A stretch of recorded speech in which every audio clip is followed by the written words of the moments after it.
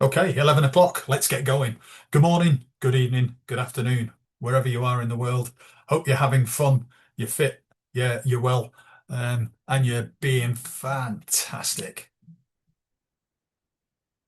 So today we're going to be looking at psychological safety and examining what it is and exactly how it can have a positive effect or a negative effect for that on a business, especially if it's not there. So a few years ago, and I'm talking maybe 10 years ago here, I was sitting in a restaurant around Christmas time, I think it was, and I was sitting next to my boss's boss. I'd recently given my notice in, and I think it was only 2 weeks' notice, so I was maybe a week out from finishing in that company. And the chap I was sitting next to, like I said, my boss's boss, said to me, says, "I really envy you being able to leave. I have this really bad feeling every Sunday night when I know that I've got to go to work on a Monday. I absolutely hate it." And as we were chatting, he was asking me what was it that made me give in my notice. And we were being honest with each other. I said, honestly, it's the culture. It was dreadful. The culture that in this place was absolutely shocking. And I was fortunate. I didn't have a mortgage. I didn't have any rent to pay. I had alternative income coming in, and the boss was working as well. So we weren't desperate for the money. So I could afford to do that. He couldn't. He had to stay because he couldn't afford to move. He couldn't afford, as in house. He couldn't afford to start looking for other jobs because we were in a really small rural area, and trying to get anywhere else would have been really difficult. So he felt stuck, which meant, of course, that he maybe wasn't as productive and he wasn't as effective as he might have been. That's the emotional cost, and that's what it feels like being in the kind of environment where you don't have psychological safety. In terms of finances, in the UK, replacing an employee costs around £25,000 on average. Now, for specialist or senior roles, that could rise to 40 to 100,000. Other studies maybe think that the true cost of turnover at 50 to 200% of the annual salary. And once you factor in how much you're paying to recruiters, how long it takes to onboard, to get somebody up and running to be truly productive, and then the disruption to the teams that you've got, it costs a fortune. And here's the thing, people rarely leave a job because of the contract. They leave because of the climate. You'll have heard way many more times than I can tell you that people don't leave jobs, they leave poor managers. And yet many organizations will invest heavily in attracting talent while totally underinvesting in the conditions that help people stay. According to Gallup, nearly 8 in 10 employees experience burnout at least some of the time. 8 in 10, let that sink in. That's not a resilience issue. That's not a people these days issue. That's a systems issue. And disengagement isn't just a HR problem, it's an economic one. Again, going back to Gallup, they estimate that disengagement within the global economy costs 8.8 trillion in lost productivity. Yep, that's trillion with a T. That's the cost of people bringing in only a fraction of themselves to work because it doesn't feel safe to do more. And I've been following some of Gallup's engagement polls over the last few years. And in the Global Workplace 2025 report, they reckon that global employee engagement has dropped to just 21%.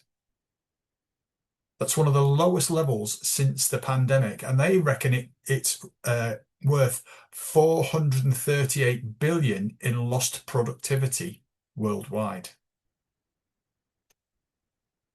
Now, what's striking is that this drop mirrors what we saw during the height of COVID lockdowns, a time when there was enormous uncertainty and disruption.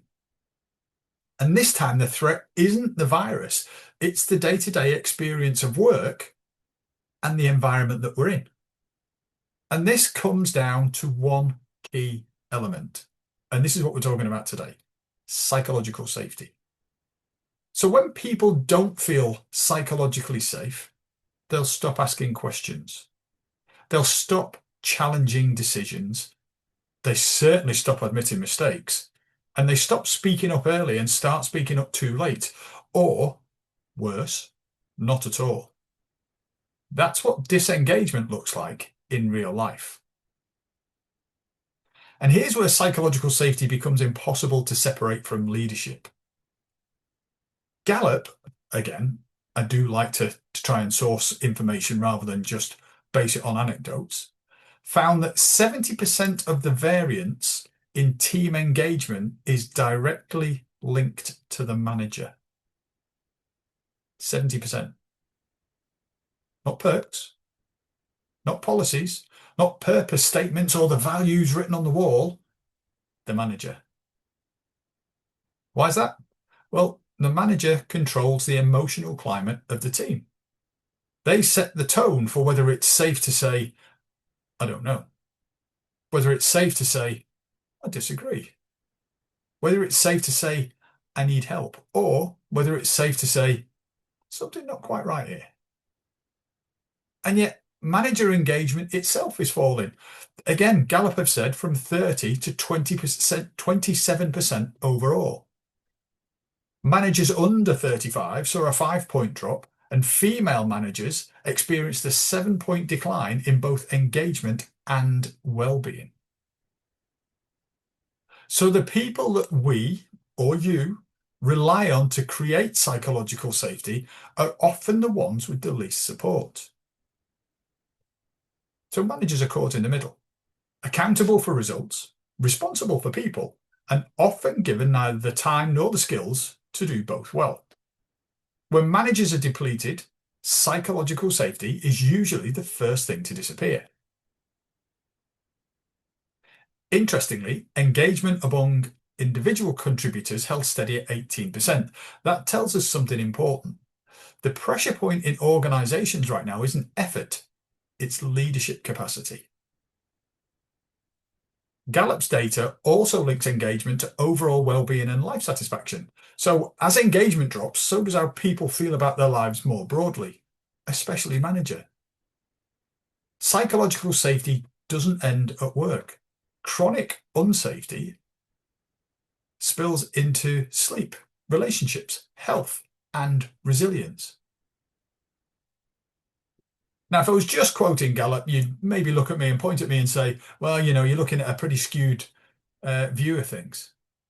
But Deloitte have also done a study and found that 77% of workers report burnout, most often due to lack of support and recognition from leadership.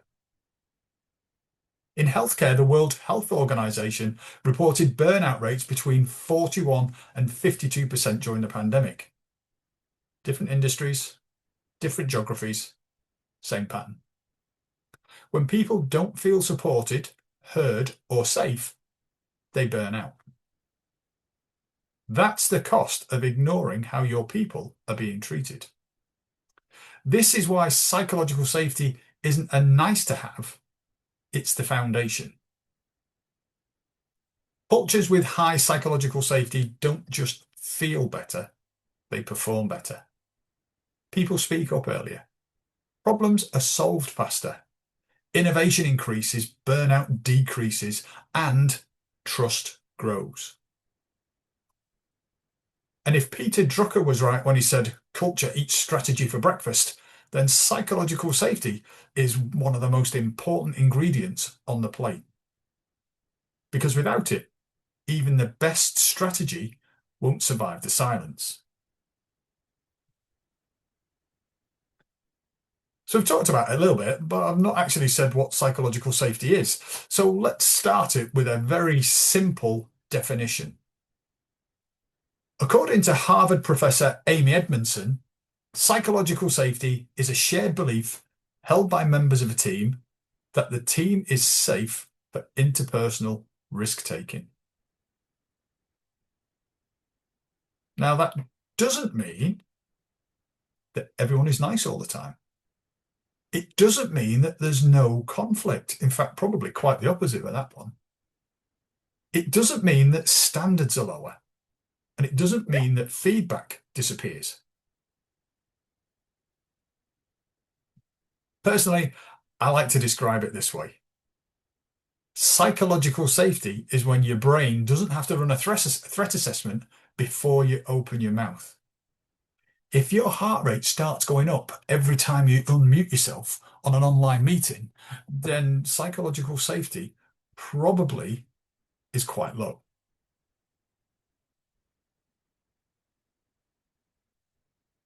Think about your current team. How uncomfortable would you feel speaking up with a concern or an unpopular opinion? Now, you could be very comfortable and you say, yep, I speak up freely. You might be somewhat comfortable and say, well, it depends on the topic.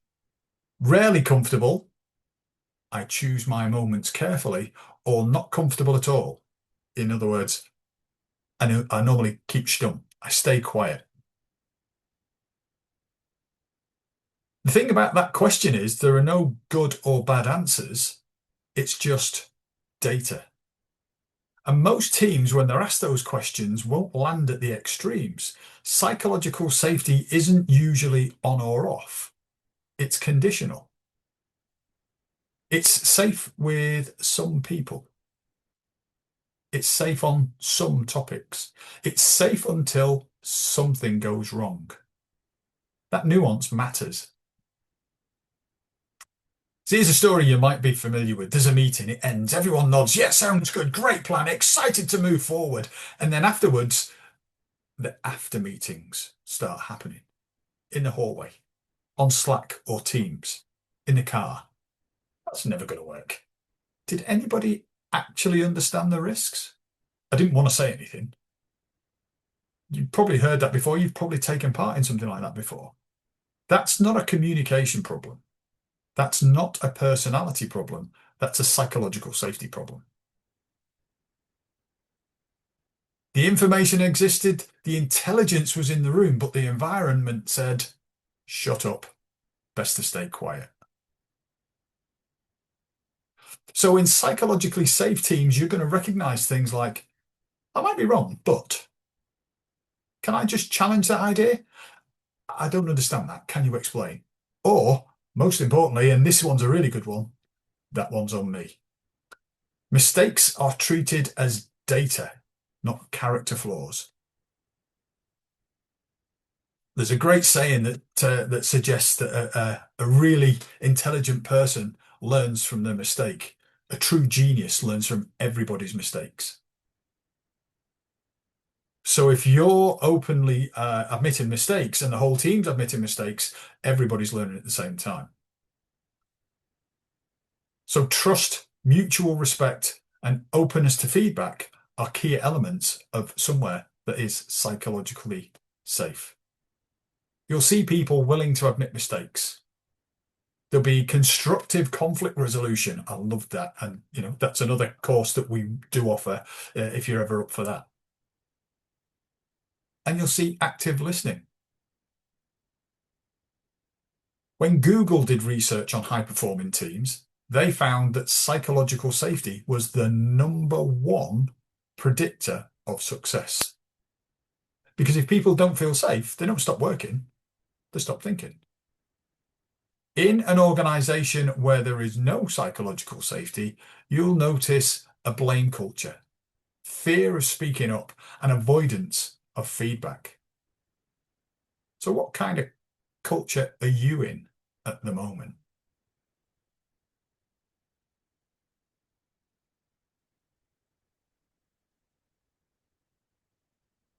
So how do you create a psychologically safe environment? Well, it's created by permission, and leaders have to go first. Leaders have to give that permission first. And the fastest way of doing that is to model vulnerability. So you'll see your leaders or your managers saying, I was wrong. I don't know. I need help. Oh, I missed that. Thanks for catching it. When a leader does this or a manager, everyone else's nervous system relaxes. The message is simple. You will not be punished for being human here. So when someone makes a mistake on your team, what happens most oftenly? Is it openly discussed and treated as a learning moment? Is it discussed but carefully and selectively? Or is it quietly fixed and not talked about? Or is it used to assign blame or responsibility? Just have a think about that for a second while I take a quick slurp of my tea.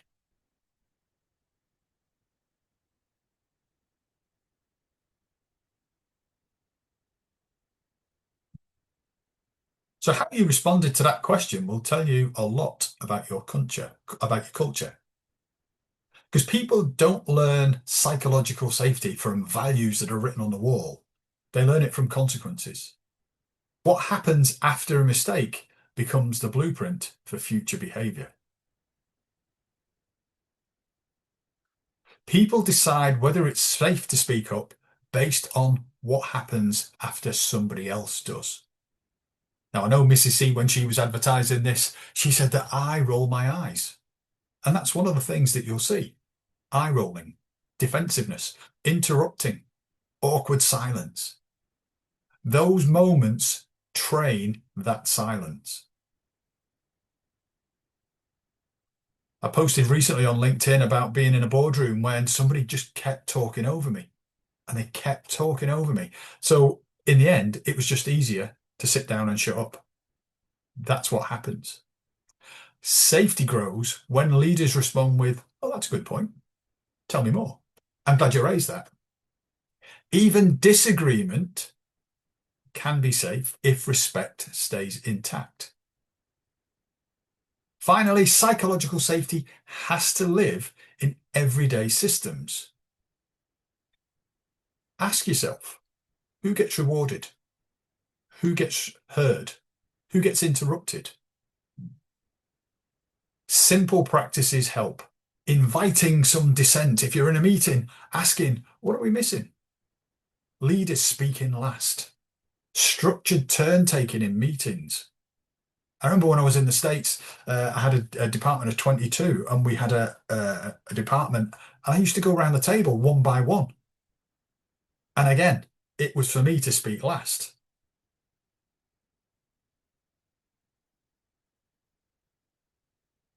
And valuing learning, not just being right, is key. Safety is built in small, repeated moments. It's not a big thing where you can announce something, yay, we're going to be a psychologically safe environment, and then it just happens. It doesn't. And when people feel safe, they contribute a little bit more than compliance. They bring ideas. They bring concerns. They bring their full thinking. And that's when teams do their best work. So we've looked at why it's important. We've looked at what it is, and we've looked at how you can do it. Now I want to spend a few minutes on a different question. What if work didn't feel like something people had to survive? What if it felt like a place where people could think clearly, speak honestly, and actually want to stay? How much would that save your organization from that retention cash? How much more productivity would you get if managers weren't constantly firefighting or second guessing themselves or carrying the emotional load for the department on their own? What if they felt confident creating the kind of environment where people do their best work, not because they're afraid, but because they're engaged? Now, that question is the key reason that we created the engagement and retention sprint. It's a focused 3-month sprint designed to help organizations rebuild engagement by strengthening the one thing that makes everything else possible: And you guessed it, yep, psychological safety. It's not about fixing people, it's about fixing conditions. Over 3 months, organizations that go through the sprint will see shifts like managers who feel clearer, more capable, and less overwhelmed. You're going to have teams that speak up earlier, not after things have gone wrong. Fewer meeting after the meeting conversations like we talked about earlier on. Stronger trust, better collaboration, and more honest feedback. And critically, people choosing to stay because work feels sustainable again. Now, over 3 months, you are definitely not going to get perfection. What this is creating is momentum. Because when psychological safety increases, engagement follows. When engagement improves, burnout drops. And when people feel safe and valued, retention stops being a guessing game and you stop having to pay the recruiters an absolute fortune. Now, what makes this sprint different are a couple of things. One, it's practical. Two, it's human. And I'll come to the third in a little bit. It's not theory for theory's sakes. It's not a one-off workshop that makes you feel good for a week and then it's gone the following Monday. It helps leaders and managers understand the impact that they're already having, for better or worse.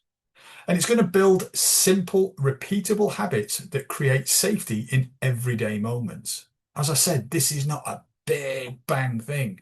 Tiny things built over time will build will build psychological safety for you. Managers are going to learn how to respond when things go wrong, not just when things go well. And it's going to create a culture where people don't have to be brave just to be honest. So by the end of the 3 months, organizations just don't know more. They operate differently. Conversations change, behavior changes, and that's what people feel. Now, behavior change is not one of those things that you can do like that. And if you've ever given up smoking, you'll probably know what I mean. It takes time. It feels odd. So here's the invitation. If what I've talked about today resonates, if you recognize the burnout, the disengagement, the pressure on managers, and if you're ready to move beyond awareness into action, the next step is simple. Book a conversation. Not a sales call, a conversation.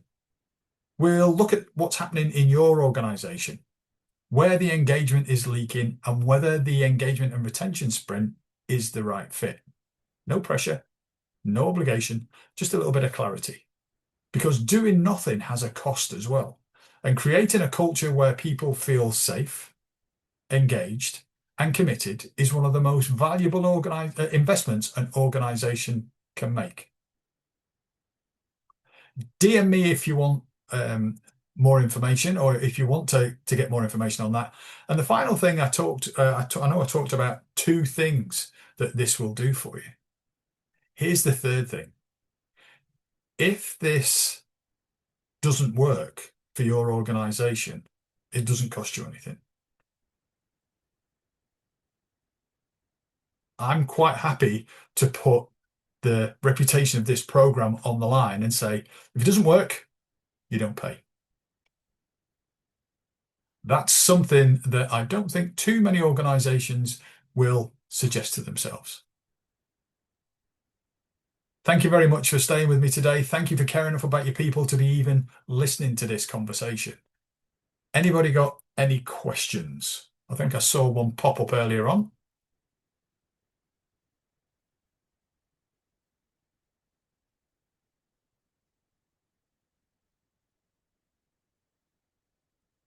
Let me just find.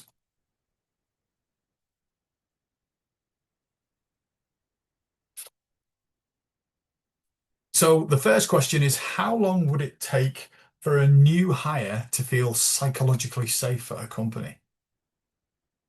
And this is one of those things I think that's quite important. I've been into companies before and felt psychologically unsafe very quickly.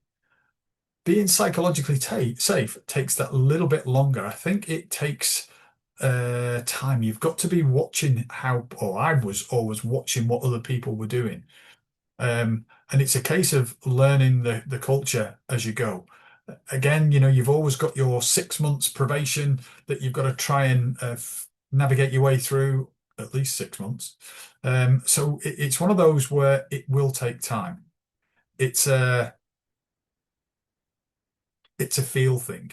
And no two people are the same, so it will take uh, different times. Do I have an example of when I've chosen silence over speaking up because I didn't feel safe? Working with the guy that I was talking about earlier on in the restaurant, in that organization, I was brought in to develop a new capability. And whilst I was in there and I was talking about this, every time I said something about, okay, what you need to do is X, Y, and Z, I got shot down. And I don't mean that's interesting. Can you tell me more? It was like, that's rubbish. You don't know what you're talking about. So I shut up. And eventually, the capability that they were trying to introduce failed. They weren't willing to listen. They weren't willing to accept that, what they wanted necessarily didn't necessarily rather fit with their current environment. So yeah. And when did I feel safe enough to challenge something? This would go back to when I was in the army. I got a call. I was involved in data protection at the time, and I got a call, and it had asked me for uh, a report. And part of this report meant contravening the data protection laws. So I said no. My boss used to sit behind me, and I think I posted about this on LinkedIn before. Um, when I hung the phone up, I said, "You're about to get a call from somebody very senior in the organization who's going to give you a hard time about me saying no." So he asked me the details as the phone started to ring. So I told him, and he picked the phone up and he backed me up. I knew he'd back me up, A, because I knew my thinking was correct, and B, because I felt safe enough to be able to do that. And as that support went further up my chain of command in that particular environment, they all backed me up too. Interestingly, that eventually went to legal for their take on it, and it was confirmed that what I'd said was correct, and I'd actually saved the person that was asking for this report from prosecution. So if you feel like you've got that ability and you can speak up, you can. If you don't feel like it, then who knows what would have happened there? So unless anybody else has got any other questions, I'm going to say thank you very much for joining me. It has been a pleasure. Hopefully you've got something from that. If you do want to talk about the engagement and retention sprint, please feel free to send me a DM, send me a message, and we can move on from there. Have a fantastic rest of your day, and hopefully I'll see you all soon. Bye for now.